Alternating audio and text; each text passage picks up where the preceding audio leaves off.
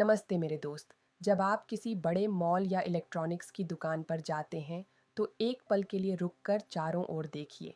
आपको अमेरिका और दक्षिण कोरिया में डिज़ाइन किए गए नए सैमसंग या एप्पल के फ़ोन दिखेंगे। हो सकता है आपको जापानी टीवी या जर्मन कारें भी नज़र आ जाएं। ये पसंद की एक पूरी दुनिया है जो सिर्फ गैजेट्स तक ही सीमित नहीं है, बल्कि इसमें कपड़ों, खाने पीने की चीज़ों के भी कई अंतर्राष्ट्रीय ब्रांड शामिल हैं। लेकिन मेरे दोस्त, यह हमेशा से ऐसा नहीं था। आज से बस 20-30 साल पहले भारत के बाज़ारों में बहुत कम विकल्प और ज़्यादातर अपने ही देश में बना सामान मिलता था। आज जो दुनिया भर के इतने सारे प्रोडक्ट्स मौजूद हैं, ये एक बहुत बड़ा बदलाव है। हमारे बाज़ार इतने विविध कैसे हो गए और इस वैरायटी का हमारी ज़िंदगी पर क्या असर पड़ता है? इस चैप्टर में मेरे दोस्त, हम इन्हीं सवालों को समझेंगे और वैश्वीकरण, ग्लोबलाइजेशन को जानेंगे, यानी वो प्रक्रिया जिससे सारे देश एक दूसरे से जुड़ रहे हैं, खासकर व्यापार और निवेश के जरिए।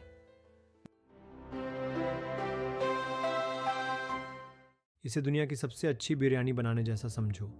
क्या आप सारा सामान सिर्फ एक दुकान से लाओगे? नहीं ना। एकदम बढ़िया बिरयानी बनाने के लिए आप शायद पंजाब के खुशबूदार बासमती चावल लोगे, केरल से ख़ास मसाले मंगाओगे, और हो सकता है कि रेसिपी हैदराबाद के किसी मशहूर शेफ़ से लोगे।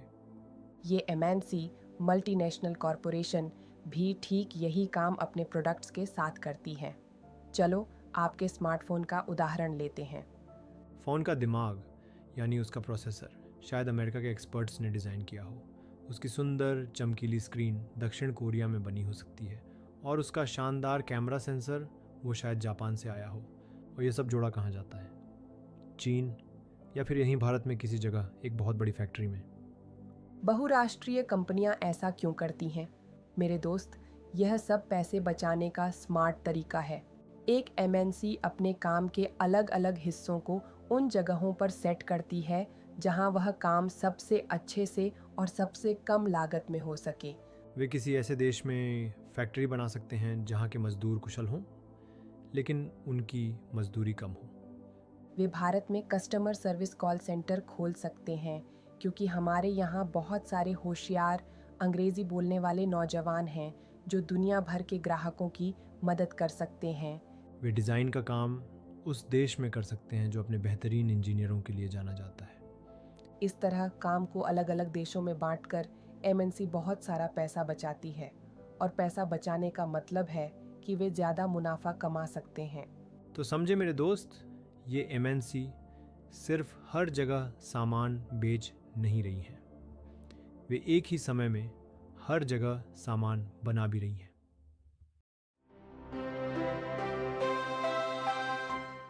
ठीक है, तो अब हम जानते हैं कि ये बड़ी बड़ी एमएनसीज शेफ़ की तरह हैं जो पूरी दुनिया से सामान इस्तेमाल करती हैं।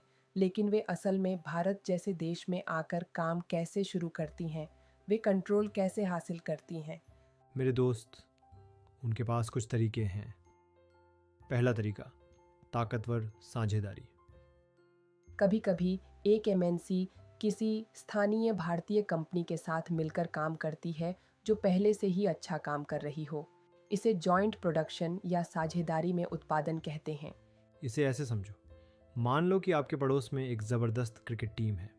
वे पिच को अच्छी तरह जानते हैं और उनके पास बेहतरीन खिलाड़ी हैं। अब क्या हो अगर कोई बहुत अमीर स्पॉन्सर आकर कहे, अरे मैं आपकी टीम को सबसे अच्छे बल्ले, नई यूनिफॉर्म और एक प्रोफेशनल कोच के लिए पैसे दूंगा। बस यही एक एमएनसी करती है। एमएनसी पैसा लाती है, जिसे हम निवेश, इन्वेस्टमेंट कहते हैं, ताकि नई तेज़ मशीनें खरीदी जा सकें। और वह सबसे नई टेक्नोलॉजी भी लाती है ताकि चीज़ों को बेहतर बनाया जा सके। स्थानीय कंपनी को पैसे और टेक्नोलॉजी का फ़ायदा होता है, और एमएनसी को एक ऐसा पार्टनर मिल जाता है जो पहले से ही बाज़ार को जानता है। ये दोनों के लिए फ़ायदे का सौदा है। दूसरा तरीका, बड़ी मछली छोटी मछली को खरीद लेती है। लेकिन मेरे दोस्त, एमएनसी सिर्फ साझेदारी नहीं करते, वे स्थानीय कंपनी को पूरी तरह से खरीद लेते हैं। एमएनसीज के पास बहुत ज़्यादा पैसा होता है, कई विकासशील देशों के पूरे साल के बजट से भी ज़्यादा।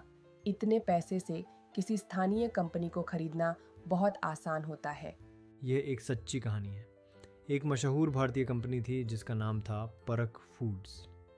वे अपने खाने के तेल, एडिबल ऑयल के लिए बहुत मशहूर थे और पूरे भारत में अपना सामान बेचने के लिए उनका एक शानदार नेटवर्क था। फिर एक बड़ी अमेरिकी एमएनसी कारगिल फूड्स आई। कारगिल ने देखा कि परख फूड्स कितना अच्छा काम कर रही है, तो उन्होंने उसे खरीद ही लिया। तुरंत कारगिल ने परख की फैक्ट्रियों और उसके ज़बरदस्त सेल्स नेटवर्क पर कंट्रोल कर लिया। रातों रात कारगिल भारत में खाने के तेल का सबसे बड़ा निर्माता बन गया, जिसके पास हर दिन 50 लाख तेल के पैकेट बनाने की ज़बरदस्त क्षमता थी। तीसरा तरीका, अदृश्य बॉस। मेरे दोस्त, एमएनसी के पास चीज़ों को कंट्रोल करने का एक तीसरा बहुत ही स्मार्ट तरीका भी है। इसमें उन्हें फैक्ट्री का मालिक होने की भी ज़रूरत नहीं है। बड़ी एमएनसी, खासकर कपड़े, जूते या फुटबॉल जैसी चीज़ों के लिए दुनिया भर की छोटी छोटी स्वतंत्र फैक्ट्रियों को बस बड़े बड़े ऑर्डर दे देती हैं। इस हालत में एमएनसी एक अदृश्य बॉस की तरह है। सारी ताकत उसी के पास होती है। वही तय करती है कि वह क्या कीमत देगी, उसे कैसी क्वालिटी चाहिए, सामान किस तारीख तक पहुंचाया जाना चाहिए और यहाँ तक कि वह सामान बनाने वाले लोगों के काम करने की शर्तों को भी प्रभावित कर सकती है। वे फैक्ट्री की एक ईंट के मालिक हुए बिना सब कुछ कंट्रोल करते हैं। तो मेरे दोस्त, आपने देखा, साझेदारी के जरिए कंपनियों को खरीदकर या एक अदृश्य बॉस की तरह काम करके एमएनसीज देशों में अपना रास्ता बना लेती हैं और पूरी दुनिया में उत्पादन को जोड़ती और कंट्रोल करती है। मेरे दोस्त, इन बड़ी एमएनसी के आने से बहुत पहले भी देश एक दूसरे से जुड़ रहे थे।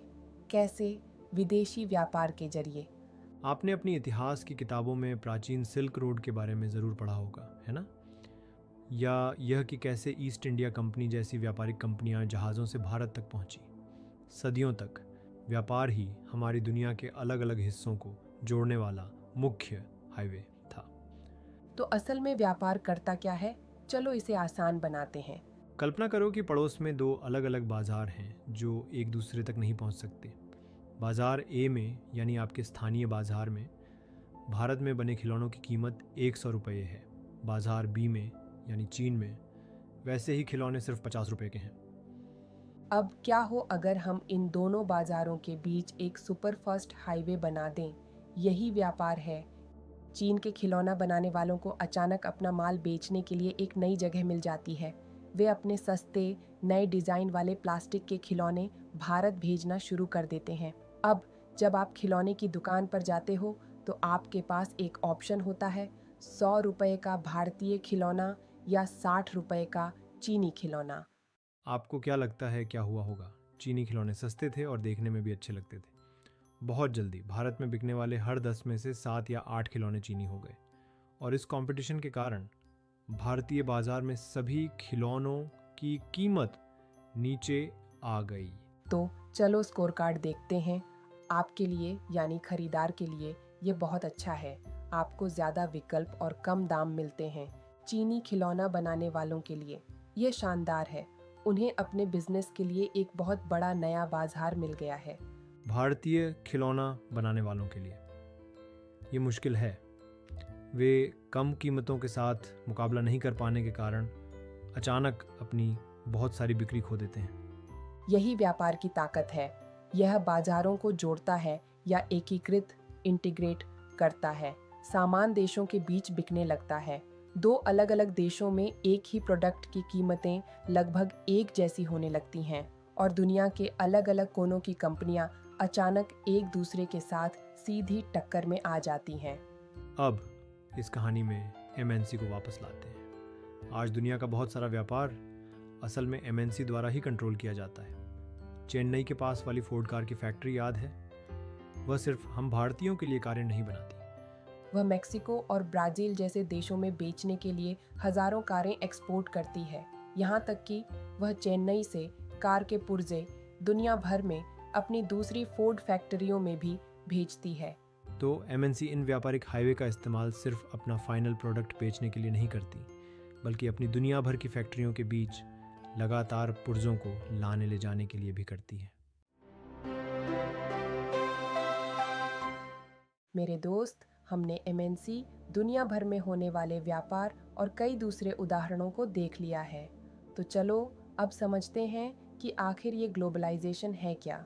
ग्लोबलाइजेशन वह प्रक्रिया है जो दुनिया को अलग अलग देशों से बदलकर एक आपस में जुड़े हुए रूप में ढाल रही है।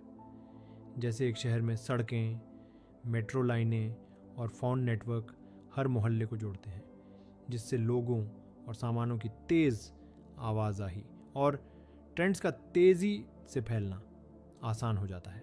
ठीक वही अब दुनिया के पैमाने पर हो रहा है। यह तेज जुड़ाव मुख्य रूप से दो चीज़ों के कारण हो रहा है।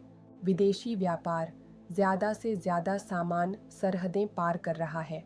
विदेशी निवेश, देशों के बीच ज़्यादा से ज़्यादा पैसा आ जा रहा है, ज़्यादातर एमएनसीज द्वारा चीज़ें बनाने और खरीदने से। एमएनसीज इस प्रक्रिया को चलाने वाली मुख्य ताकत है, जो इस विशाल वैश्विक शहर के मास्टर प्लानर की तरह काम कर रही हैं। वे देशों के बीच माल, सेवाओं, निवेश और टेक्नोलॉजी की ज़्यादा से ज़्यादा आवाजाही पर जोर दे रही हैं। लेकिन रुको, एक और चीज़ है जो देशों के बीच चलती है। क्या आप अंदाज़ा लगा सकते हो कि वह क्या है? वो हैं लोग।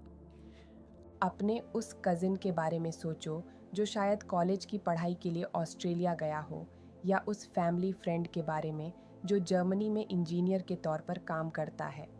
लोग बेहतर नौकरी, बेहतर शिक्षा और बेहतर जिंदगी की तलाश में एक देश से दूसरे देश जाते हैं। यह भी ग्लोबलाइजेशन का ही एक हिस्सा है।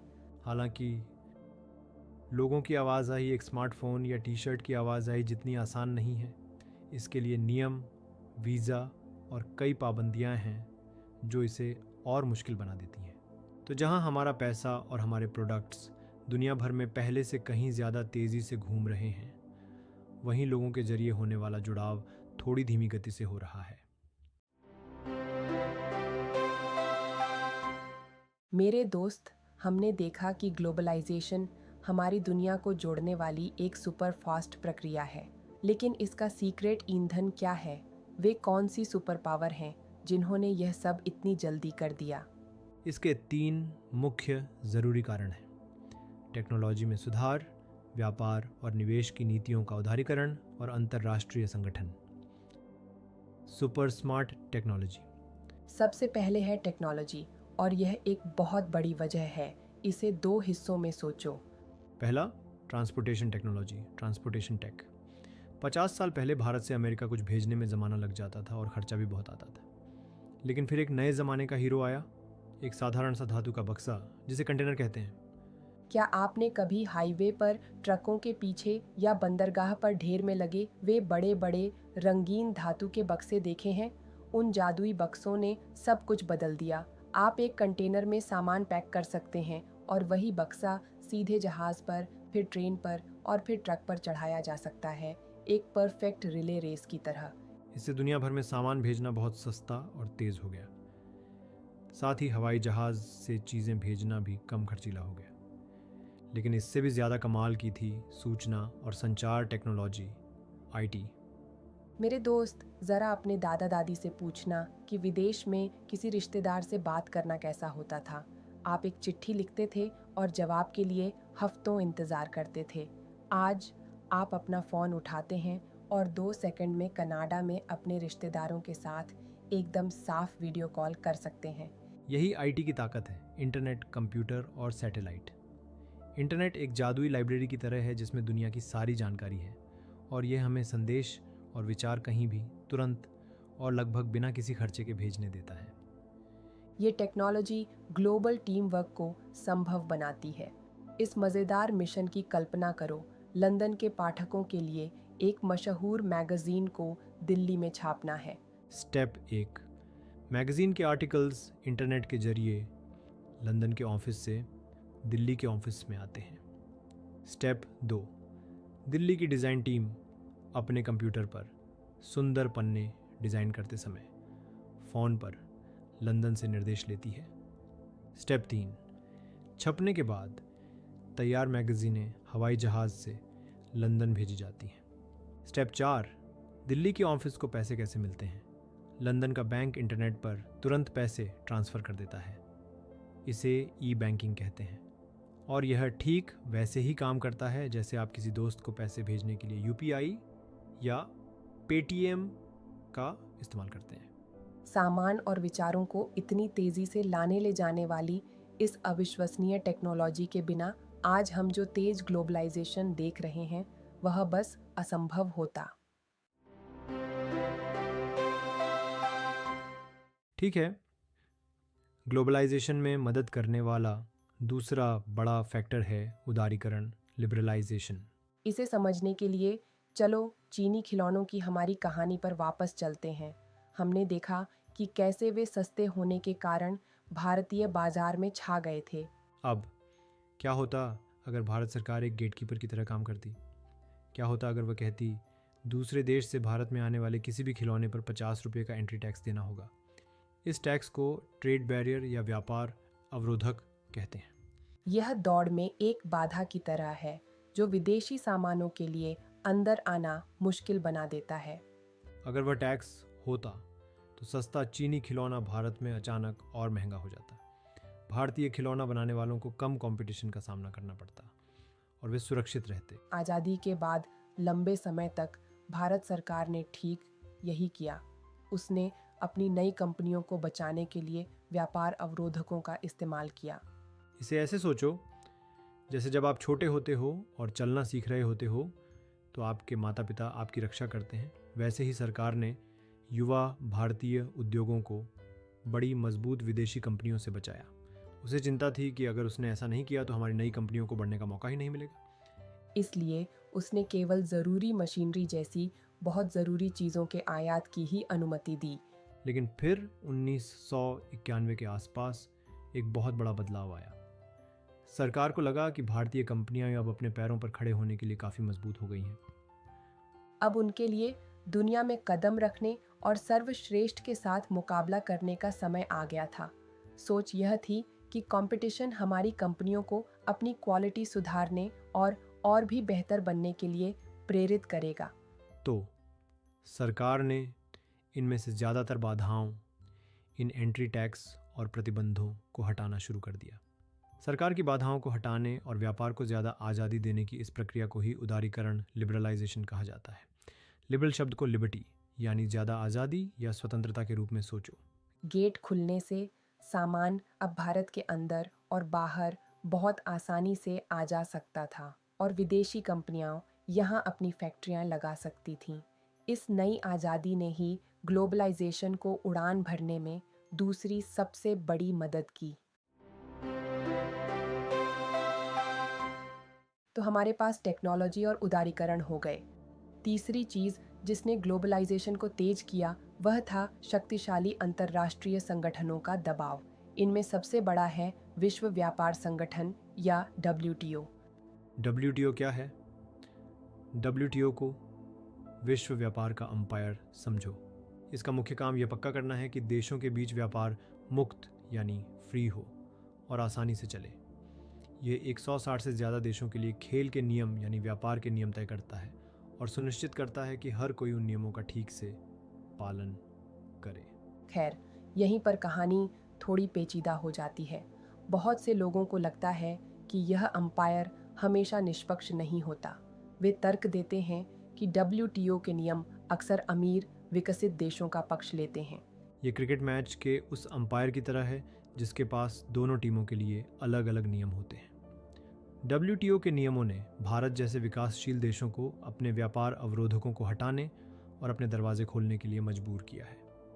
लेकिन अमेरिका जैसे कई विकसित देशों ने अपने खिलाड़ियों, खासकर खेती को बचाने के चतुर तरीके खोज लिए हैं। अमेरिकी सरकार अपने किसानों को भारी मात्रा में पैसा देती है जिसे सब्सिडी कहा जाता है। ये कोई छोटी मोटी रकम नहीं है, ये एक बहुत बड़ी मदद है।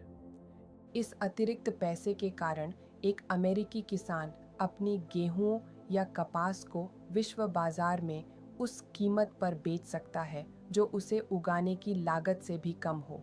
अब जब यह सुपर सस्ती फसल भारत जैसे देश में पहुंचती है तो क्या होता है? हमारे स्थानीय किसान जिन्हें सरकार से इस तरह का पैसा नहीं मिलता, वे बस मुकाबला ही नहीं कर सकते। ये उस व्यक्ति के खिलाफ दौड़ने के लिए मजबूर होने जैसा है जिसे पहले ही एक बड़ी बढ़त दे दी गई हो। तो विकासशील देश उस अंपायर यानी WTO से एक बहुत ही महत्वपूर्ण सवाल पूछ रहे हैं। क्या यह सच में मुक्त और निष्पक्ष व्यापार है? क्या यह एक निष्पक्ष फेयर मैच है?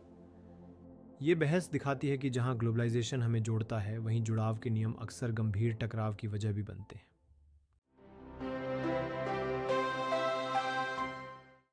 तो पिछले 20 सालों से ग्लोबलाइजेशन भारत में पूरी रफ्तार से चल रहा है। आइए इसके फाइनल रिपोर्ट कार्ड पर एक नज़र डालते हैं। इसने हम जैसे लोगों के जीवन को कैसे प्रभावित किया है। जैसा कि हम देखेंगे, इसमें सबको एक जैसे नंबर नहीं मिले हैं। रिपोर्ट कार्ड का उज्जवल पक्ष। कई लोगों के लिए, खासकर हमारे बड़े शहरों के परिवारों के लिए, ग्लोबलाइजेशन पसंद का त्योहार जैसा रहा है।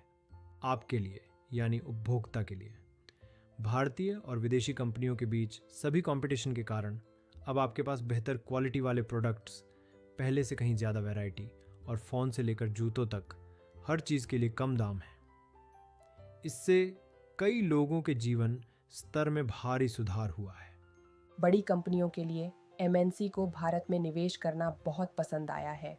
उन्होंने उन चीज़ों को बनाने में पैसा लगाया है जिनके बारे में वे जानते हैं कि शहरी लोग खरीदेंगे: स्मार्टफोन, कारें, सॉफ्ट ड्रिंक और फास्ट फूड। इससे इन क्षेत्रों में नई नौकरियां पैदा हुई हैं। भारतीय कंपनियों में सुधार, सबसे अच्छी बात यह है, ग्लोबलाइजेशन ने भारतीय चैंपियन भी बनाए। कठिन कंपटीशन ने हमारी सर्वश्रेष्ठ कंपनियों को सुधरने के लिए मजबूर किया। कुछ इतनी अच्छी हो गई कि वे खुद MNCs बन गई। टाटा मोटर्स, IT की दिग्गज कंपनी इन्फोसिस और एशियन पेंट्स जैसी कंपनियां अब विश्व मंच पर खेलने वाली भारतीय चैंपियन हैं, जो कई देशों में काम कर रही हैं। ग्लोबलाइजेशन ने हमारी IT सेवा कंपनियों के लिए नए अवसरों का एक सुपर हाईवे भी खोल दिया। हमने पहले ही देखा है कि कैसे लंदन के लिए एक मैगजीन दिल्ली में बनाई जा सकती है। इस विदेशी निवेश को और भी ज़्यादा आकर्षित करने के लिए हमारी सरकार ने भी रेड कारपेट बिछाया है। सरकार ने स्पेशल इकोनॉमिक जोन SEZs बनाए हैं। एक SEZ को कंपनियों के लिए एक VIP एरिया समझो। इन जोन में बहुराष्ट्रीय कंपनियों को बेहतरीन सुविधाएं मिलती हैं: 24 घंटे बिजली, परफेक्ट सड़कें, और उन्हें पहले 5 साल तक टैक्स भी नहीं देना पड़ता। सरकार ने हमारे श्रम कानूनों को भी ज़्यादा लचीला, फ्लेक्सिबल बना दिया है। इसका क्या मतलब है? कल्पना करो कि एक क्रिकेट टीम का मालिक किसी खिलाड़ी को पूरे साल का कॉन्ट्रैक्ट देने के बजाय सिर्फ फाइनल मैच के लिए काम पर रख रहा है। इसी तरह कंपनियां अब मजदूरों को स्थायी जीवन भर की नौकरियां देने के बजाय व्यस्त होने पर छोटी अवधि के लिए काम पर रख सकती हैं। इससे कंपनियों को लागत कम करने में मदद मिलती है, लेकिन जैसा कि हम देखने वाले हैं, इसका खुद मजदूरों पर बहुत अलग असर पड़ता है। अब चलो रिपोर्ट कार्ड को पलट कर देखते हैं। हर एक सुनहरी कहानी के पीछे एक संघर्ष भी रहा है। भारत में कई छोटे उत्पादकों और मजदूरों के लिए ग्लोबलाइजेशन एक तेज तूफान की तरह रहा है। कल्पना करो कि एक छोटी सी स्थानीय किराना दुकान अपने बगल में खुले एक विशाल नए सुपरमार्केट से मुकाबला करने की कोशिश कर रही है। ठीक यही लड़ाई कई छोटे भारतीय उत्पादकों ने झेली है। बैटरी, खिलौने और टायर जैसे सस्ते आयातित सामानों से मिली टक्कर ने उन्हें बुरी तरह प्रभावित किया है। इनमें से कई छोटी फैक्ट्रियां जो भारत में 11 करोड़ लोगों को रोजगार देती हैं, बंद हो गई हैं, जिससे लाखों लोग बेरोजगार हो गए हैं। मैं तुम्हें रवि की कहानी सुनाती हूँ। 1992 में रवि ने संधारित्र कैपेसिटर्स नामक इलेक्ट्रॉनिक पुर्जे आइटम बनाने की एक छोटी कंपनी शुरू की। उसने अच्छा काम किया और उसके लिए 20 लोग काम करते थे, लेकिन फिर WTO समझौते का हिस्सा रहे एक नए व्यापार नियम ने सस्ते इंपोर्टेड कैपेसिटर के लिए दरवाजे खोल दिए। बड़ी टीवी कंपनियां जो पहले रवि से खरीदती थीं, अब आयातित पुर्जे, इंपोर्टेड आइटम्स खरीदने लगीं, जिनकी कीमत आधी थी। आज रवि का व्यवसाय संघर्ष कर रहा है और उसके पास केवल 7 मजदूर बचे हैं। एक दूर किसी मीटिंग रूम में बदले गए एक नियम ने उसकी पूरी जिंदगी बदल दी। और मज़दूरों का क्या? उनकी ज़िंदगी तो उलट पुलट हो गई है। कंपटीशन के दबाव ने नौकरी की सुरक्षा को कई लोगों के लिए एक सपना बना दिया है। चलो सुशीला से मिलते हैं। वह दिल्ली की एक गारमेंट फैक्ट्री में पक्की नौकरी करती थी।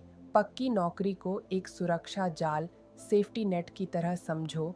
इसमें स्वास्थ्य बीमा, रिटायरमेंट फंड और नौकरी की सुरक्षा मिलती थी। लेकिन उसकी फैक्ट्री बंद हो गई। अब वह दूसरी फैक्ट्री में एक अस्थाई मजदूर है।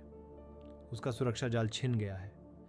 वह पहले से आधे से भी कम कमाती है, हफ्ते में 7 दिन काम करती है, और अगर एक दिन की छुट्टी ले ले तो कोई पैसा नहीं मिलता।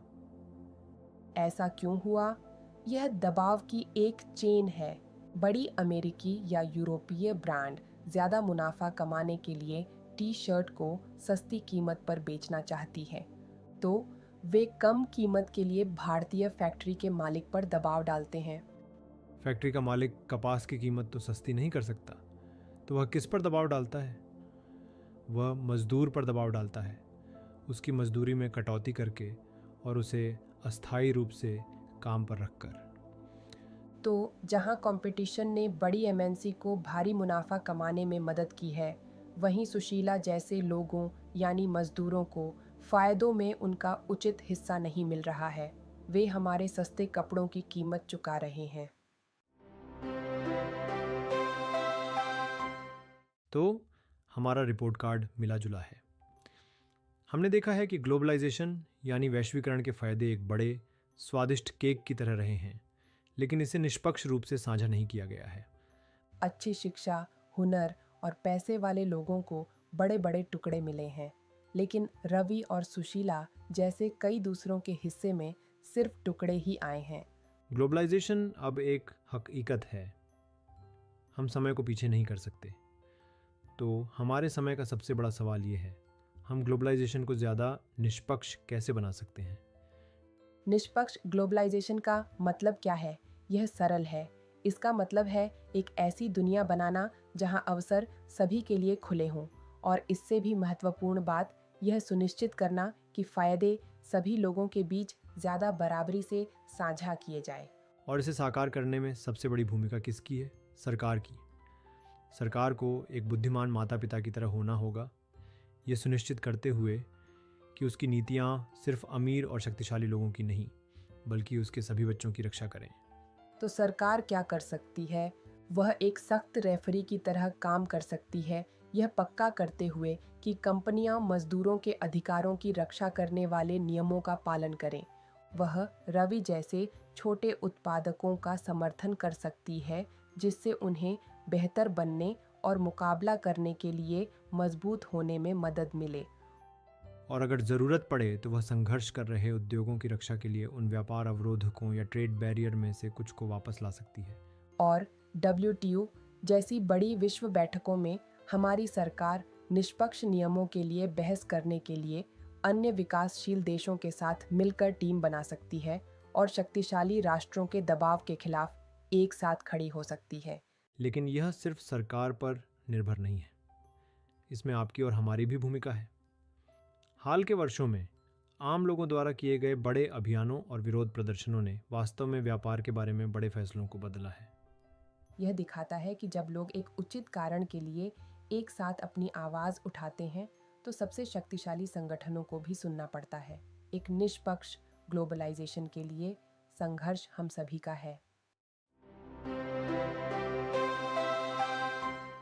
तो मेरे दोस्त, हमने देखा कि कैसे हमारी दुनिया तेज़ी से एक बड़ा आपस में जुड़ा हुआ शहर बनती जा रही है।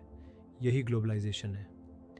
ये टेक्नोलॉजी के जादू से चलता है। हमारे महासागरों को पार करने वाले विशाल जादुई बक्से यानी कंटेनरों से लेकर दुनिया भर में पलक झपकते ही मैसेजेस को भेजने वाले इंटरनेट तक।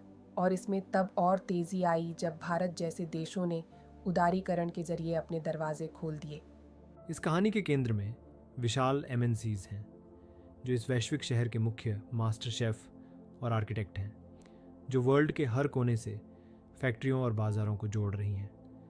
लेकिन जैसा कि हमने सीखा है, इस आपस में जुड़ी हुई दुनिया के दो बहुत अलग चेहरे हैं। कुछ के लिए यह पसंद का त्योहार कम कीमतें और रोमांचक नए अवसर लेकर आया है।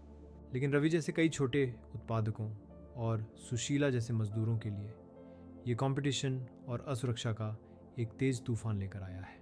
ग्लोबलाइजेशन हमारी हकीकत है। हमारी पीढ़ी के लिए चुनौती एक निष्पक्ष ग्लोबलाइजेशन के लिए संघर्ष करना है। एक ऐसा ग्लोबलाइजेशन जहां फ़ायदों का आनंद सिर्फ कुछ लोग ना उठाए, बल्कि वे सभी के द्वारा साझा किए जाए, जिससे हर किसी के लिए एक बेहतर जीवन का निर्माण हो, चाहे वे कहीं भी रहते हों। Got any questions? Ask in the comments below. We are here to help. Subscribe for more. And let's keep learning together. That's a wrap. Now go out there and amaze the world with what you've learned. See you in the next one.